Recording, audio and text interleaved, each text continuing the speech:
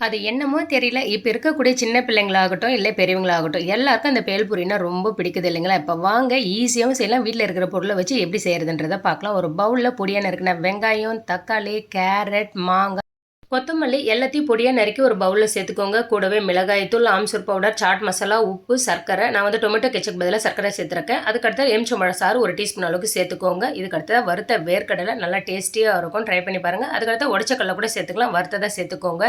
எல்லாத்தையும் நல்லா மிக்ஸ் பண்ணிட்டு உப்பு, காரம் எல்லாமே சரியா இருக்கான்னு செக் பண்ணிக்கோங்க. கடைசியா தான் பொரி சேர்க்கணும். முன்னாடி சேர்க்கவே கூடாது. இந்த சாலட் வந்து ஃபர்ஸ்ட்டு நீங்க ரெடி பண்ணி வச்சுட்டீங்கன்னா, பொரிய வந்து எப்ப வேணாலும் சேர்த்துட்டு நம்ம சாப்பிட்டுக்கலாம். ஒரு ஈவினிங் டைம்லயோ இல்ல நமக்கு எப்பயாவது ஸ்நாக்ஸ் சாப்பிடணும்னா இந்த மாதிரி செஞ்சு சாப்பிட்டு பாருங்க. அவ்வளோ ஒரு டேஸ்டி, அவ்வளோ ஒரு ஹெல்தி.